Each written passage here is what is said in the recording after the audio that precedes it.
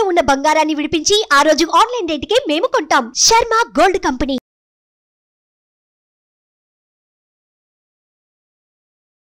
నమస్కారం, సుమన్ టీవీకి స్వాగతం. ప్రస్తుతం మనతో పాటు ఉన్నారు ప్రముఖ జ్యోతిష శాస్త్ర పండితులు, శ్రీచక్రపీఠ వ్యవస్థాపకులు శ్రీ ప్రదీప్ జోషి గారు. గురుగారు నమస్కారం. శ్రీమాత్రే నమః. గురుగారు, శ్రీ పద్మనాభ స్వామి ఆలయంలో కళ్ళు మిరుమిట్లు గొలిపించే విధంగా ఒకప్పుడు టన్నుల కొద్ది బంగారం అనేది దొరికింది. నిజంగా అందరికీ చాలా ఆశ్చర్యంగా, మహా అద్భుతంగా అది అనిపించింది. ఒక రూమ్ ఉంది, అది నాగబంధనం వేశారు, అది ఓపెన్ చేయడానికి ఎవరికి సాధ్యం కూడా కావట్లేదు. ఇప్పటికీ అదైతే ఓపెన్ చేయలేదు. అదే మాదిరిగా ఇప్పుడు పూరిలో కూడా అటువంటి రత్న భాండాగారం ఉంది అని వినిపిస్తుంది. నిజంగా ఉందా? దాని రహస్యం ఏంటో తెలియజేస్తారా? శ్రీ గురుభ్యో నమః. శ్రీమాత్రే నమః. ఇప్పుడు సాధారణంగా మనిషికి ఉండే లక్షణం ఏంటంటే, ఎవరి దగ్గరైనా సంపద ఉంటే గనక సంపదను చూసి మనిషి తన దగ్గర ఉన్నట్టుగా ఫీల్ అయిపోతాడు అనమాట. మనిషికి ఉన్న సాధారణ లక్షణం. అది చూసేసరికి ఇంత బంగారం అని ఆనందపడిపోతాడు. అది మనిషికి ఉండే సాధారణ లక్షణం. కానీ అది తనకెన్నటికీ దొరకదు, తన వల్ల అయితే కాదు. కానీ ఇప్పుడు ఏం జరుగుతుంది అని అంటే, ఈ రాష్ట్ర ప్రభుత్వాలు కానీ కేంద్ర ప్రభుత్వాలు కానీ ఈ దేవుడి మాన్యం మీద ఎక్కువగా పడిపోతున్నారు. సో ఇప్పుడు తమిళనాడులో కూడా కొన్ని దేవస్థానాలకు సంబంధించిన చాలా రహస్యాలు నేను మీడియా పూర్వకంగా చెప్పలేను, నా వరకు తెలిసిన చాలా ఉన్నాయి. ఎన్నో దేవాలయాలు కింద పలగొట్టేశారు. ఎంత డబ్బులు లాగాలో అంత డబ్బులు లాగేసుకుని తీసుకెళ్ళిపోయారు. దేవుడు సొమ్మెత్తుకుపోయారు, చాలా దేవుడు సొమ్మెత్తుకుపోయారు. ఇప్పటికీ చాలా చోటు జరిగాయి. అంటే అన్అఫిషియల్గా నాకు చాలా విషయాలు తెలుస్తాయి కాబట్టి దాన్ని మనం ఏం చేయలేము. ఇంకా అట్లాగే చాలా జరిగాయి. ఎంత చెప్పినా వేస్టే. హిందువులు ఎప్పటి వరకు అయితే కళ్ళు మూసుకొని ఉంటారో, నోరు మూసుకొని ఉంటారో, అప్పటి వరకు ఈ దోపిడీ జరుగుతూనే ఉంటుంది. ఐక్యమత్యం హిందువుల్లో రానిసేపు దోపిడీలు జరుగుతూనే ఉంటాయి. ఇప్పుడు అందరి యొక్క దృష్టి ఇప్పుడు పూరి జగన్నాథుడి మీద పడింది. అక్కడ రత్న భాండారం ఉంటే దాన్ని ఎట్లా దోచుకోవాలనే దాని మీద కూడా పడ్డారు. సరే, అది దేవుడు సొమ్ము, దేవుడు ఎట్లా కాపాడుకోవాలో తెలుసు. మీరు ఇప్పుడు ఈ ప్రశ్న అడగడానికి కూడా కారణం ఏంటంటే, ఈ మధ్య ఎక్కువగా చాలామంది సెర్చ్ చేస్తున్నారు కాబట్టి ఇది అందరు తెలుసుకొని ఏం సాధిస్తారో కూడా నాకు తెలియదు. కానీ నేను మీకు ఒక రహస్యం చెప్తాను, వినండి. ఈ రహస్యం తెలుసుకున్నా పెద్ద జరిగేది ఏం లేదు. ఎందుకోసమంటే నాకు తెలుసు, దైవశక్తి ఏందో బాగా తెలుసు. ఒకప్పుడు శమంతకమణి అని ఉండేది ద్వాపర యుగంలో. శమంతకమణి యొక్క శక్తి ఏమిటి అంటే బంగారం బయటకు రావడం. అది ప్రతిరోజు కొన్ని టన్నుల బంగారం ఇస్తుంది. ఆ శమంతకమణి బంగారం ఇచ్చినంతసేపు ఏమైపోయిందనంటే, ద్వారక మొత్తం బంగారమయమైపోయింది. ప్రజలందరి దగ్గర బంగారం అయిపోయింది. అసలు బంగారం ఇక కృష్ణుడు పంచుతానే ఉన్నాడు, అందరికి ఇస్తానే ఉన్నాడు, బలరాముడు ఇచ్చేస్తూ ఉన్నాడు, బంగారం వస్తూనే ఉంది. వీధులు బంగారమయమైపోయాయి, గ్లాసులు బంగారం అయిపోయాయి, ఇంటి పైకప్పులు బంగారం అయిపోయాయి, ఇనుప కడ్డీలు, స్తంభాలు అన్ని బంగారం అయిపోయాయి. తర్వాత అందరూ పని చేయడం మానేశారు. ఇంకా ఈ బంగారం ఎక్కువైపోతుంది, బంగారం అక్కడ ఇక్కడ ఇవ్వడము. అప్పటికి కూడా బంగారము క్రయ విక్రయంలో చాలా ప్రధాన భాగస్వామి. బలరాముడికి విపరీతమైన కోపం వచ్చింది. బంగారం బ్యాన్ చేసేసాడు బలరాముడు.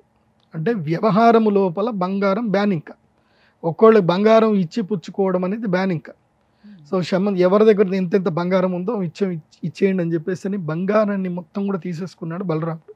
తీసుకొని అందరూ వ్యవసాయం చేయాలి, అందరూ పని చేయాలి, అందరికీ నేనే భోజనం పెడతా. ఇంకా ఏం అందరు బతికే దేనికోసం? తిండి కోసమే కదా. నేను ఎవరెవరి కులవృత్తులు అవన్నీ కూడా చేయండి, అందరూ మీరు చేసిన పనులన్నీ కూడా మార్కెట్లో పెట్టండి, ఎవరికి ఏది కావాలో అది అంతవరకు మాత్రమే వస్తువులు తీసుకోండి, తినండి, నేను అన్నం పెడతాను, భోజనం చేయండి, తిరగండి. నో బంగారం. ఇంకా బంగారం ఇచ్చిపుచ్చుకోవడానికి వాల్యూస్ లేవని మొత్తం బంగారం అంతా తీసేసుకున్నాడు. తీసుకొని ఆ శమంతకమని ఉద్ధవుడికి ఇచ్చేసాడు. ఆ శమంతకమని సముద్ర గర్భం లోపలికి వెళ్ళిపోయింది. ఇప్పటికీ ఆ శమంతకమని ఒక ప్రత్యేకమైన ప్రదేశంలో ఉంది. అది కూడా మనకి పురాణంలో చెప్పారు. అది కూడా నేను ప్రత్యేకంగా వీడియోలో చెప్తాను. ఎక్కడుంది శమంతకమణి అని మీకు గూగుల్ మ్యాప్లో కూడా లొకేట్ చేసి చెప్తాను. ఆ కావాలంటే వెళ్ళి తెచ్చుకుంటా అంటే వెళ్ళి తెచ్చుకోండి శమంతకమణి. అక్కడ ఇంకా బంగారం వీలుంటుందా లేదా చెప్పలేదు, చెప్తాను అది కూడా. ఆ తర్వాత బలరాముడు ఏం చేశాడు అంటే 108 దివ్య దేశాలని కూడా విష్ణు క్షేత్రాలని 108 విష్ణు క్షేత్రాలు, ఆ 108 విష్ణు క్షేత్రాలన్నింటిని కూడా నిర్మాణం చేయించారు. 108 విష్ణు క్షేత్రాలు కట్టారు. ఆ విష్ణు క్షేత్రాలన్నింటిలోనూ ఈ బంగారం నిల్వలు ఉన్నాయి. ఒక్క దగ్గర కాదు, పూరి అందుకే ఇది జగన్నాథుడే ఇప్పుడు కాదు, విష్ణు క్షేత్రాల్లో మాత్రమే లభ్యమవుతున్నది. ఉమ్, పూరి జగన్నాథుడే కాదు, అనంత పద్మనాభ స్వామి కాదు, 108 విష్ణు క్షేత్రాలన్నిట్లోనూ బంగారపు నిల్వలు ఉన్నాయి. కాకపోతే అవి ఎవరికి దొరకవు. ఎవరైతే దాన్ని పట్టుకోవడానికి వెళ్తారో వాళ్ళ చావు తథ్యం. చావు కావాలి అని అంటే దేవుడు మాన్యం కోసం వెళ్ళండి, బతకాలి అనుకుంటే దేవుడు మాన్యం జోలికి వెళ్ళకండి. ఎందుకోసం అంటే వాటన్నిటి కూడా బలరాముడే రక్ష. బలరాముడు అంటే ఎవరు? శేషదేవుడు. ఆ శేషదేవుడే రక్ష. అందుకే వీటన్నిటి కూడా సర్పబంధం వేసి ఉంచుతారు. ఎవరైతే ఆ సర్పబంధం తీయాలి అనుకుని ప్రయత్నం చేసి తమ స్వార్థ బుద్ధితోటి గనక ఆ యొక్క నిధి ఓపెన్ చేస్తే వాళ్ళకి చావు తథ్యము. అది గుర్తుపెట్టుకోండి. ఇక్కడ కూడా అలానే ఉందంటారా? ఇక్కడ పూరి కూడా జగన్నాథ ఈ టెంపుల్ 108 దివ్య దేశాలు, అన్నిట్లో ఉందా? ద్వారకాలోనూ ఉంది, పూరి జగన్నాథ్లోనూ ఉంది, తిరుపతి వెంకటేశ్వర స్వామి దగ్గర కూడా నిధి ఉంది, అక్కడ కూడా ఉంది. ఇవన్నీ కూడా ఆయా టెంపుల్లో ఆల్గారిథములో ఆ రహస్యాలన్నీ కూడా చెప్పబడ్డాయి.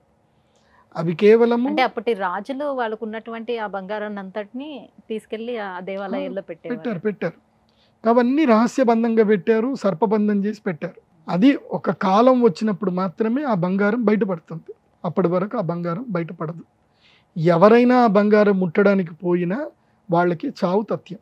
సర్పదంశనం తప్పకుండా ఉంటుంది. సర్పము అంటే కేవలం పాము వచ్చి కుడుతుంది అనుకోకండి. చావు. కాలం అంటే ఏంది? చావు. కాలము సర్పము రెండు ఒకటే. కాలం ముందుకెళ్తుందా వెనక్కి ముందుకే వెళ్తుంది. పాము ఎప్పుడైనా వెనక్కి వెళ్ళడం చూసారా? సో పాము కూడా ముందుకే వెళ్తుంది. కాలమును సర్పము ఒకటే అంటారు, అదే కాల సర్పం. కాబట్టి ఇప్పటికి కూడా పూరి జగన్నాథ్లో అమోఘమైన రత్న భాండారాలు ఉన్నాయి. పూరి జగన్నాథ్ దగ్గర నుంచి వెళ్ళి అక్కడ ఇంకొన్ని దూరం లోపల అడవిలో అద్భుతమైన నిధి కూడా ఉంది. చాలా నిధులు ఉన్నాయి. ఇంకా శ్రీశైలంలో నిధులు ఉన్నాయి, తిరుమలలో నిధులు ఉన్నాయి, తర్వాత అహోబిలంలో కూడా నిధులు ఉన్నాయి, చాలా చోట్ల నిధులు ఉన్నాయి. కానీ అవి అందరికీ దొరకవు. నేను ఒకటే, నిధి కోసం ఎవడు వెళ్ళినా వాడికి చావు తథ్యం. నేను అబ్జర్వేషన్ చేసింది ఏంటంటే, నా జీవిత కాలంలో నేను ఎంతో రీసెర్చ్ చేశాను, ఎంతోమందితో తిరిగాను, అన్నీ చూశాను. నిధి కోసం వెళ్ళిన వ్యక్తి ఆ నిధిని పొందినా కానీ వాడికి జీవితంలో ఆయుష్ ఉండట్లేదు, ఆరోగ్యం ఉండట్లేదు. ఆ నిధి సంపాదించుకొని ఏం చేస్తాడు చెప్పండి? ఆ నిధిని ఎవడు ముట్టినా ఏదో ఒక రోగం వస్తుంది వాడికి. ఏం చేస్తాడు చెప్పండి ఆ నిధి తీసుకొని? ఇప్పుడు అనుభవించడానికి కావాల్సింది శరీరమే. శరీరమే సరిగ్గా లేదు, దాన్ని పెట్టుకొని ఏం చేస్తారు? ఏం చేయలేరు. ఇప్పటికీ కూడా పూరిలో కింద కూడా ఒక నగరం ఉంది అని మనకి పురాణాలు చెప్తున్నాయి. కానీ అనంత పద్మనాభ స్వామి టెంపుల్లో కొన్ని గదుల్లో ఉన్న మొత్తం అంతా తీసేశారు కదా బంగారం. లేదండి, ఒక్క దగ్గర ఇంకా ఒక గది తీయలేదు. ఆ గది తీస్తే ఇంకా విలయమే ఉంటుంది. అది కాకుండా దానికన్నా ముందున్న కొన్ని గదుల నుంచి తీశారు కదా. తీసినా కానీ అవన్నీ ఆడిట్ చేసి మళ్ళీ అక్కడే పెట్టారు, ఏవి ముట్టలేదు. సుప్రీంకోర్టు ఆర్డర్స్ ఇచ్చారు కదా, కాబట్టి ఏవి ముట్టలేదు. దేవుడు ఎక్కడైనా ఇప్పుడు ఒకటి గుర్తుపెట్టుకోండి అండి, నేను చాలామంది అనుకుంటారు నేను దేవుడి సొమ్ము ఈజీగా తినొచ్చు అనుకుంటారు. నేను జ్యోతిష్యం చూసి చూసి పండిపోయింది మైండ్ అంతా. ఎవడెవడికి ఏ టైంలో ఏ కర్మఫలం ఎలా కొట్టాలో తప్పని కొడుతుంది వాడికి. ఆ డబ్బు అసలు దేనికి పనిచేయదు, గుర్తుపెట్టుకోండి. దైవ బలం ముందు డబ్బు నథింగ్. అసలు ఇలా అంతే. ఇప్పుడు చూడండి, సునామీ వచ్చింది, వరదలు వచ్చాయి, కొట్టుకుపోతున్నాయి. ఎవడు కాపాడుతున్నాడు? ఎక్కడ ఒక రోగం వచ్చింది, ఇంటి శరీరంలో ఒక చిన్న ఒక కణం పుట్టింది, క్యాన్సర్ కణం, ఎన్నేసుకున్న ప్రాణం కాపాడుతుందా? కాపాడదు కదా. డబ్బు ప్రాణాలను ఎప్పుడు కాపాడదు. అందుకే కర్మఫలం చాలా ముఖ్యం, గుర్తుపెట్టుకోండి. దేవుడి సొమ్ము మీద ఎవరు ఆశ చూపించకండి. ఎక్కడ ఏది దొరికినా, ఇప్పుడు పూరి జగన్నాథ్ కాదు, ఇంకొన్ని రోజుల తర్వాత ద్వారకలో కూడా ఇంకోటి నిధి బయటపడుతుంది. దానికి కూడా ఒక ద్వారం ఉందని చెప్తారు, ద్వారకలో కూడా వస్తుంది. ఆ తర్వాత బృహదీశ్వర దేవాలయంలో కూడా వస్తుంది. చాలా దేవాలయాలు ఉన్నాయి. దైవానుగ్రహం ఏంటంటే, అమ్మ అనుగ్రహం వల్ల మేము ఎక్కడ పోయినా మాకు తెలిసిపోతూ ఉంటుంది. కానీ నవ్వి ఊరుకుంటాం అంతే. నాకు కానీ మా గురువు గారికి కానీ, చాలామంది మేము పండితులు ఉన్నాం, మాకు మొత్తం అన్నీ తెలుసు. వెళ్ళినప్పుడు ఇక్కడ నిధులు ఉంటాయి ఇంకొంత అని తెలుస్తుంది, నవ్వి ఊరుకుంటాం అంతే. ఎందుకోసం అంటే దాని మీద ఆశ ఉంటే కదా. ఆశ ఉన్నోడికి దాని గురించి ప్రయత్నం చేస్తాడు, ఆశ లేనోడికి నవ్వుతాడు అంతే. అంతే కదా. సో ఎప్పుడైనా ఒకటి గుర్తుపెట్టుకోండి, పరసొమ్ము దైవ సొమ్ము. పరసొమ్ము మీద, వేరే వాళ్ళ మనుషుల సొమ్ము మీద మీరు ఆశపడ్డా దానికి చిన్న చిన్న శిక్షలు ఉంటాయి. కానీ దేవుడి సొమ్ము మీద ఆశపడితే వంశాలు వంశాలు కొట్టుకుపోతాయి. జన్మ జన్మాంతరాలు ఆ దుఃఖం అనుభవించాలి. అందుకే నేను లాస్ట్ టైం కూడా ఒక వీడియోలో చెప్పాను, ఎవడైతే అంగవైకల్యంతో పుడతారో, ఎవరైతే శిక్షలు అనుభవిస్తుంటారో, జీవితంలో కర్మఫల రీత్యా బాధలు అనుభవిస్తూ ఉంటారో వాళ్ళని చూసి అయ్యో పాపం అనకండి. ఎందుకోసమంటే జ్యోతిష్ శాస్త్రము కర్మ విపాకం ఏం చెప్తుంది అని అంటే, నువ్వు అలాంటి దుష్కర్మలు చేస్తే తప్ప ఇలాంటి జీవితం నీకు దొరకదు. ఎప్పుడో దైవం సొమ్ము తినే ఉంటావు కాబట్టి నీకు ఇలాంటి జీవితం వచ్చింది. కాబట్టి అలాంటి వాళ్ళని చూసి అయ్యో పాపం అనకండి. కాకపోతే అన్నం మాత్రం పెట్టండి. శాస్త్రం కూడా అదే చెప్తుంది, దీనజనులకి అన్నం పెట్టండి అంతే, కానీ అయ్యో పాపం ఎవరిని అనకండి. మీరు అయ్యో పాపం అన్నారా మీరు అనుమోదకం అవుతారు. పాపానికి 4 ఉంటాయి: కర్త, కారయిత, ప్రేరక, అనుమోదక. కర్త అంటే చేసేవాడు, కారయిత అంటే చేయించేవాడు, ప్రేరక అంటే చేయడానికి ఎంకరేజ్ చేసినవాడు, అనుమోదక నువ్వు చేసింది కరెక్టేరా అన్నోడు. ఈ 4 కూడా శిక్షల్లో సమభాగం అనుభవించాల్సింది. మీరు అయ్యో పాపం అన్నారే అనుకోండి, నువ్వు అనుమోదకునిగా అయిపోతావు. అనుమోదకం అంటే ఏంటి? అయ్యో దేవుడు అనవసరంగా శిక్షించాడే అని అన్నావు అనుకో, దేవుడి యొక్క జడ్జిమెంట్ని చూసేంత గొప్పవాళ్ళమా మనము? కాదు కదా. కాబట్టి ఇమీడియట్లీ సరే నీకు కూడా పాలు పంచుతా అని ఇచ్చేస్తాడు.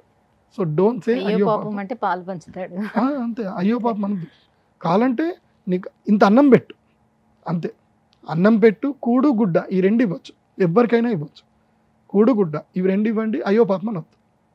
అది ఇది బాగా గుర్తుపెట్టుకోండి. ఎందుకోసమంటే రత్న భాండారానికి దీనికి సంబంధం ఏంది అని అంటే ఇదే సంబంధం. ఇప్పుడు పూరిలో రత్న భాండారం బయటపడితే మనకేంటి, మనకి ఇంట్లోకి ఏమైనా ఒరుగుతుందా? మన ఇంట్లోకి ఏం రాదు కదా. మన ఇంట్లోకి వస్తుందేమో అన్నంత ఫీలింగ్, వా దేవుడి దగ్గర ఇంత బంగారం ఉంది. కానీ కలియుగ సమాప్తి గురించి చెప్తాను, చాలా భయంకరంగా ఉంటుంది. టైం వచ్చినప్పుడు చెప్తాను ఆ విషయం కూడా, వినండి. గురుగారు, విష్ణుమూర్తి ఆలయాలలో లభ్యమవుతున్నటువంటి ఈ రత్న భాండాగారాల గురించి చాలా చక్కటి వివరణ ఇచ్చారు. ధన్యవాదాలు. శ్రీమాన్. సుమన్ టీవీలో మీ పర్సనల్ అండ్ బిజినెస్ ప్రమోషన్స్ కోసం కింది నెంబర్కి కాంటాక్ట్ చేయండి.